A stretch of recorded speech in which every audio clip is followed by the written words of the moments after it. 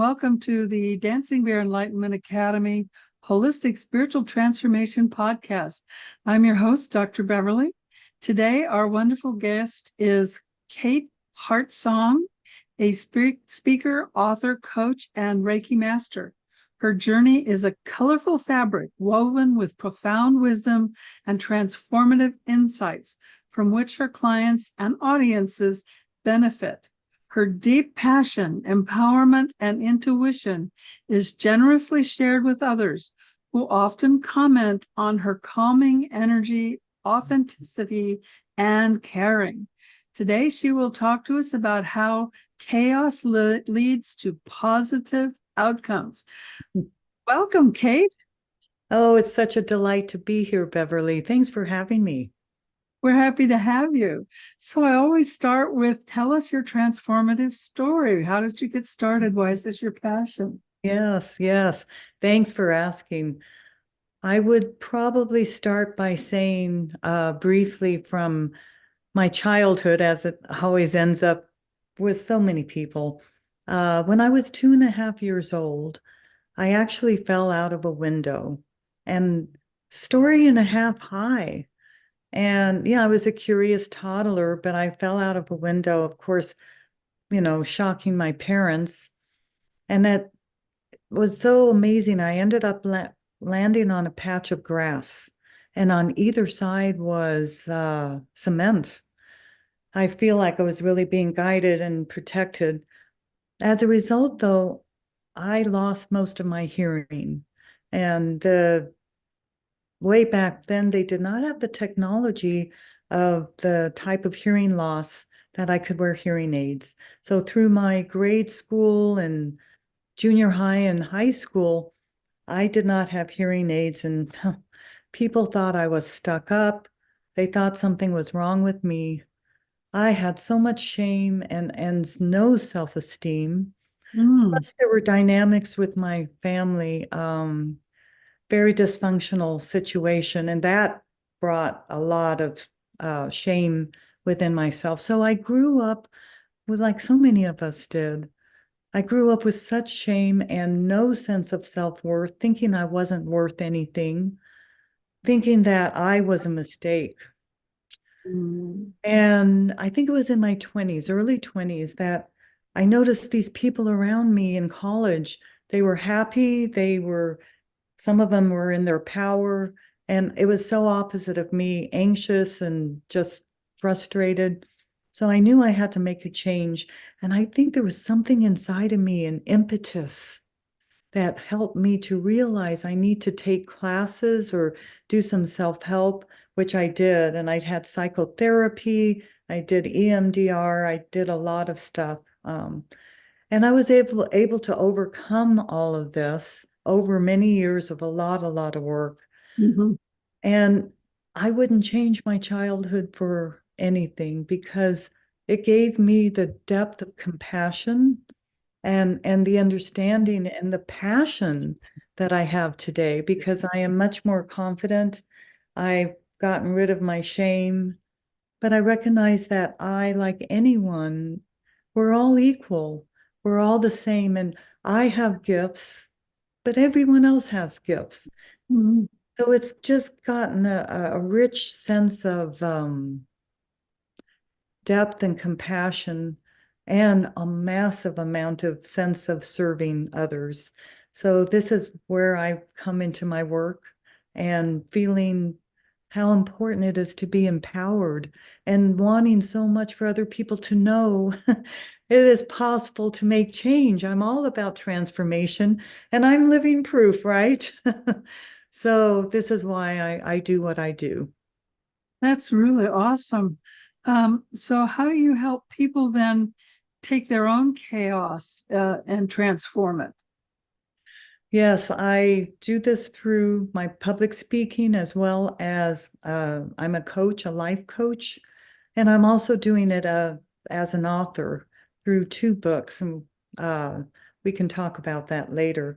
But the way I do this is I really help people to know, and of course they have to put their work into it. Um, they need to be engaged. But my clients, they realize it's a collaborative effort through the coaching or when I'm doing my speaking. What I do is I really empower people to know it is possible to make change.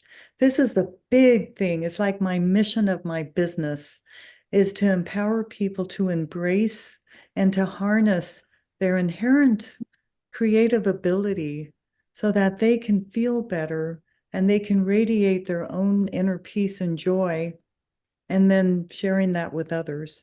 So I really do a lot of acknowledgement, tools for empowerment, simple tools for raising confidence. And then, of course, they need to do the work. But through this, I've had clients transform, feeling better, feeling more like, well, it is possible for me to be out there and have what I want, or it is possible for me to make change.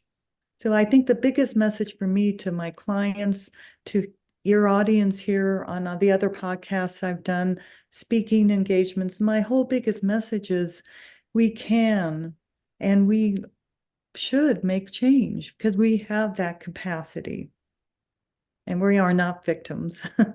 Not victims, and we're not stuck. And we're not stuck unless Yeah, we want to be. But yeah. who wants to be? Not once you realize you're stuck, you want to get out of that. Yeah. Exactly, exactly.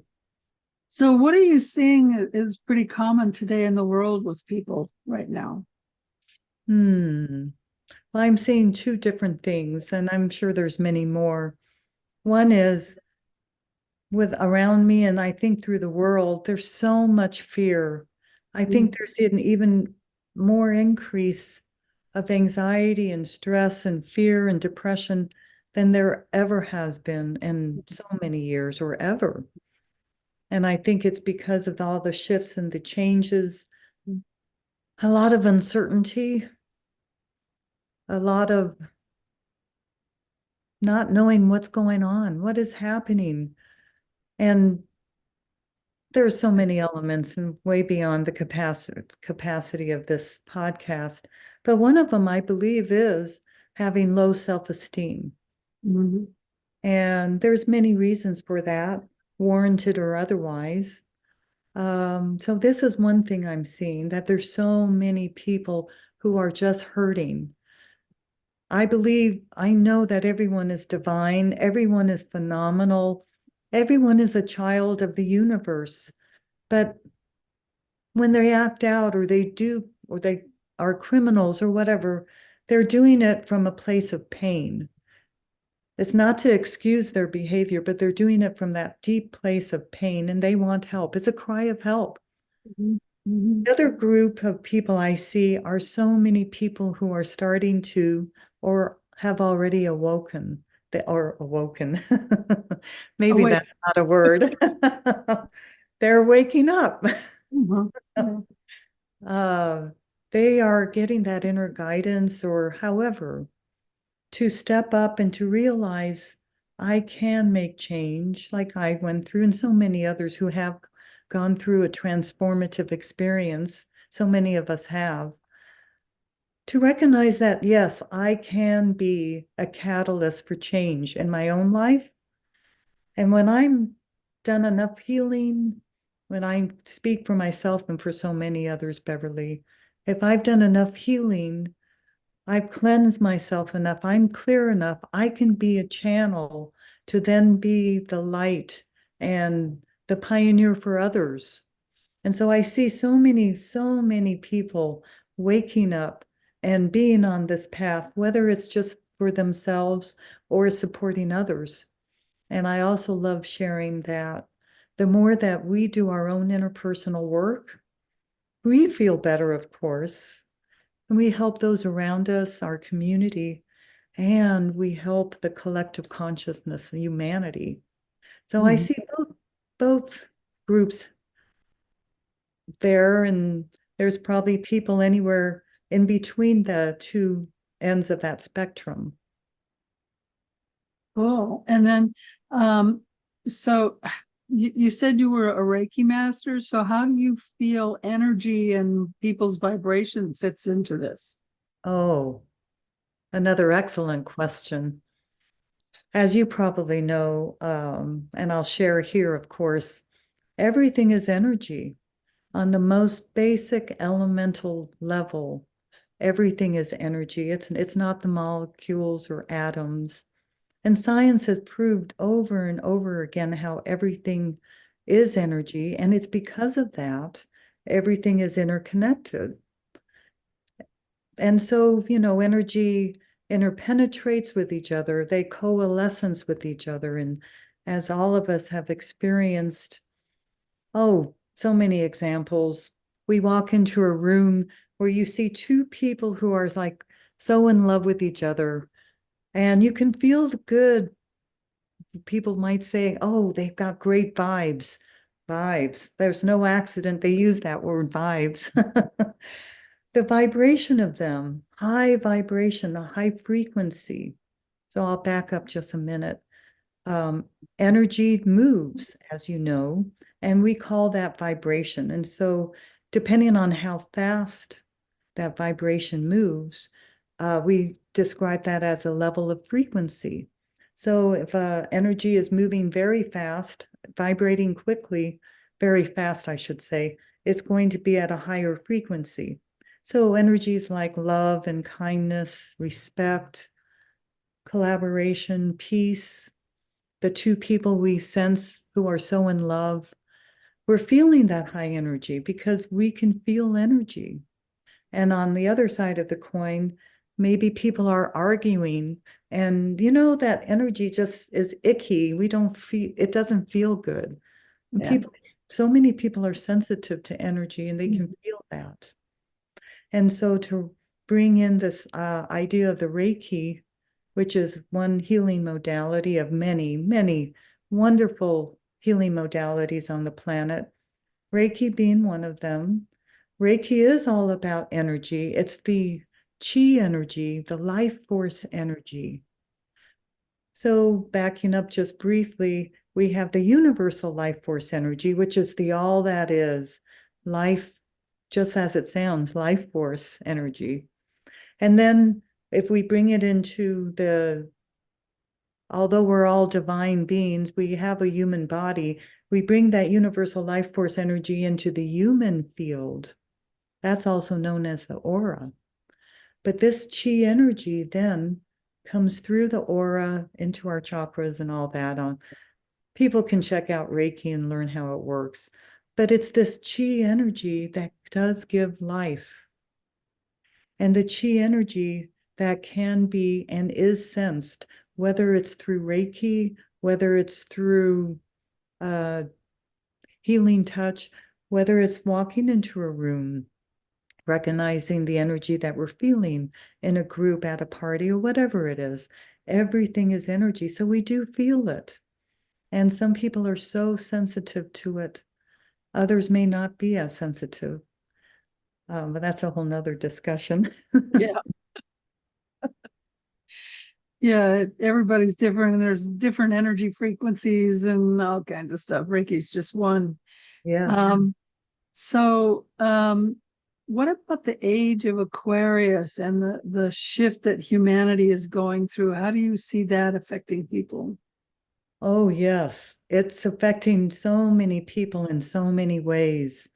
Whether they know, whether they are aware that there is this age of Aquarius shift, evolutionary change, evolutionary leap, whether they know about it or not, it's affecting all of us in so many ways. Mhm. Yeah. Yeah. Yeah, there's many. I know you know what I mean. Yeah, and I know, and I'm sure your audience can definitely relate as well. Like for example, there's so many symptoms of the actual shift itself. Mhm. Symptoms like I know I've gone through, gosh, I'm suddenly so tired and I have got to lay down. It's Yeah. like, wow, get that reset. And my understanding is, and there may be other reasons, but my understanding is the energies are like integrating, the new energies coming into each person is integrating and making shifts, or feeling a little disoriented, or a shift in time, or what used to feel like yeah, like an hour. Oh my gosh, suddenly it feels like it's only 15 minutes. So there's various symptoms. But beyond that, there's so many other things. For example, we are moving from the old age of Pisces, as you know, the last 2,000 years, characterized by aggression, male dominance, war, competitiveness, thinking men and women are not equal, so many judgments and prejudice, and the systems are just no longer working. And this is why we are actually going through an evolutionary leap, because roughly every 2,000 years, there's a shift. And then now we are moving into the age of Aquarius, which is characterized by the love and collaboration, respect, kindness, reverence for life, peace, harmony, all of those things that are of such high vibration. But to get there, it doesn't happen, as you know, from one day to the next. Whoa. Yeah, it's a There's so, process. oh my goodness, that might be too startling for everyone. But what happens is there's a transformation, right in the midst, a transition. And that's where we are right now.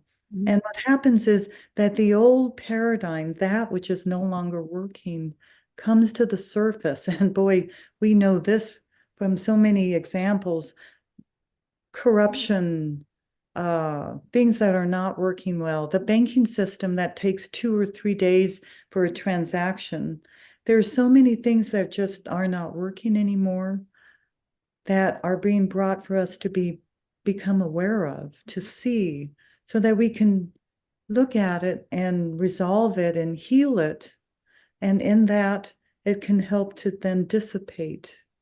I love the analogy of how once the old can be resolved and healed, the new can come in. So, Mhm. like the leaves of a tree, they fall in the fall time, they fall off the tree. And in the springtime, there's now room for the new leaves to come in. Or I love this analogy that Spirit gave me for my book, Humanity's Cry for Change. It's called The Greenhouse. And essentially, it's also talking about a shift. And imagine a greenhouse that, it has certain conditions, temperature, the humidity is at a certain level. And the plants are thriving. They love this. It's so wonderful. And the conditions are ripe. Well, as time goes on in this greenhouse, the temperature drops, the humidity drops, and those plants are like it's so different, and it's not their optimal conditions. So they shift, and if they don't shift, they may die. Well, the same is really happening on the planet right now. We're going through such an energy shift. The dear Mother Earth is the container, analogous to the greenhouse, in which there are vibratory shifts, higher levels of consciousness, higher vibrations. And for some, it's rubbing up against them, their lower vibrations to the higher ones. And this can cause disruption. And so there's a lot of things happening, like more earthquakes and more intense natural disasters. But also, I mean, that's globally, but also individually. I know I can speak for myself and probably everyone, having old stuff coming right in front of my face to look at. Yeah, yeah. Oh, goodness, what am I going to do? This needs to be dealt with if I want peace. And so there's that inner healing. So a long answer to your question. We're right in the midst of that change, Mhm. right in the midst of making that change where the old is coming to the surface for us to deal with, so we can bring in the age of Aquarius.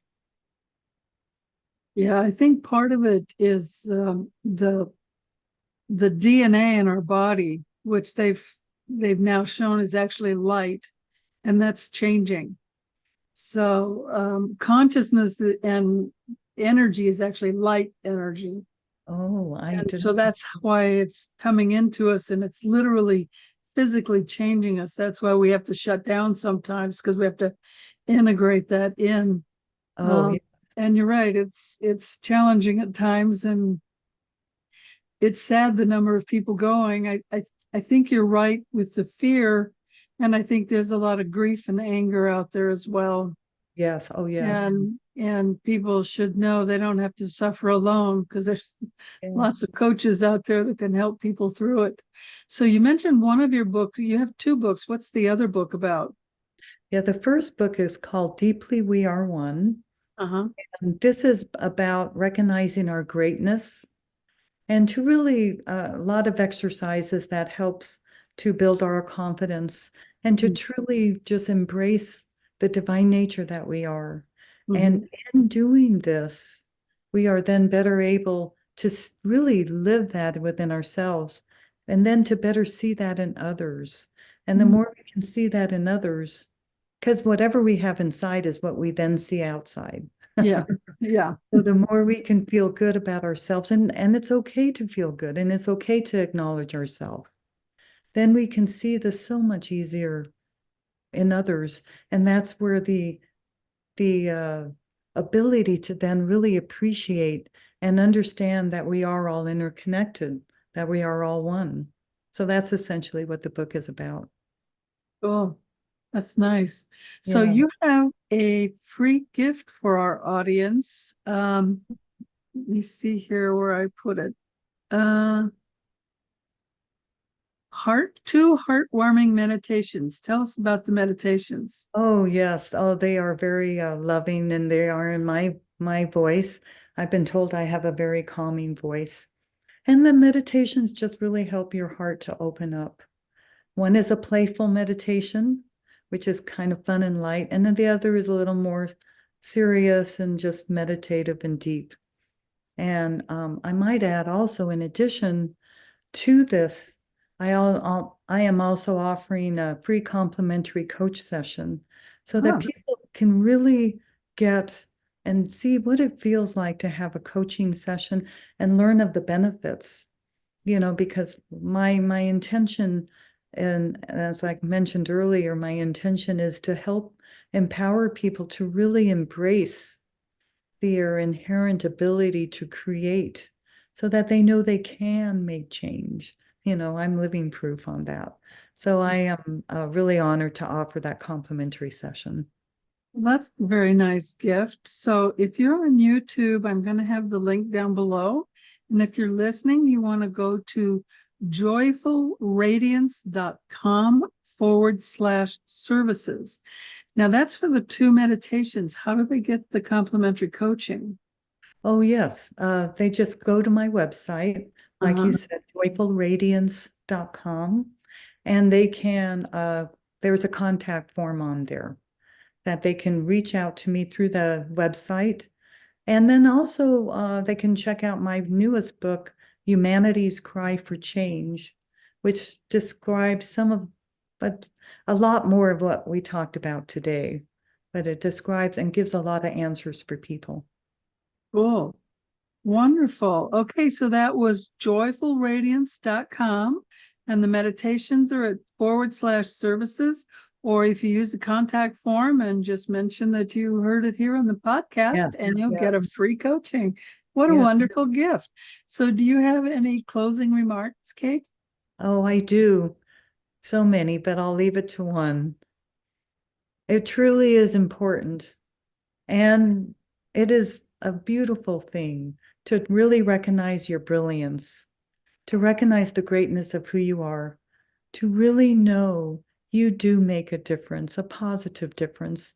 As we work with our own self, we make such a huge positive contribution to all of humanity. And all of us together can work to create this new earth, the age of Aquarius. Thank you. Wonderful. was great talking to you today, Kate. Thank you Oh, for being our guest. it's such a joy. So wonderful to be with you, Beverly. And thank you for all your work. Oh, thank you. Well, thank you all for listening. We appreciate it. And if you give us a little like and subscribe, we appreciate that as well. And remember to be the light you want to see in the world. Mhm.